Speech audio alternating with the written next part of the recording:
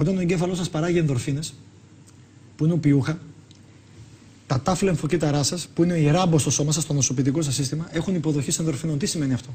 Σημαίνει όταν εγώ παράγω ενδορφίνες, γιατί είμαι ευτυχισμένος και χαρούμενος, αυτό πάει και επικάθεται σαν κλειδί με κλειδαριά στα κύτταρα του ανοσοποιητικού.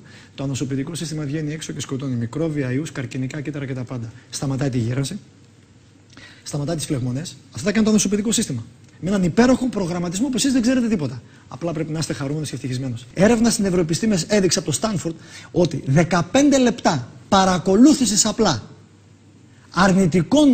αρνητικού περιεχομένου ειδήσεων, όχι ταινίες Hollywood, αρνητικού περιεχομένου ειδήσεων στην τηλεόραση, σταματάει την νευρογέννηση στον εγκέφαλο για 3 ημέρες. Τι σημαίνει αυτό? Μου είπατε για θεραπεία. Το τελευταίο προπύργιο της ιατρικής, αν καταστραφεί ο εγκέφαλος, δεν ξαναφτιάχεται, δεν υπάρχει πλέον.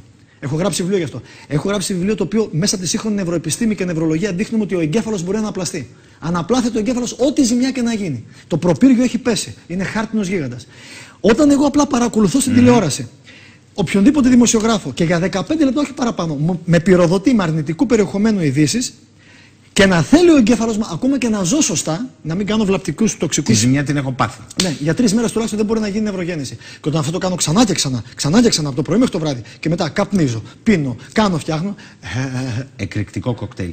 Πάμε στη δεύτερη διακοπή. Θα επιστρέψουμε και επιστρέφοντας θέλω να σας ρωτήσω αν πέρα από αυτό που περιγράφετε, λαμβάνετε υπόψη σας τους εξωγενείς παράγοντες. Δηλαδή το περιβάλλον, διότι εδώ, όπως σωστά είπατε, είχατε και μία θέση προϊσταμένου στην ασφάλεια για ακτινοβολία στο μεγαλύτερο κέντρο ερευνών με βαρέα ιόντα στη Γερμανία.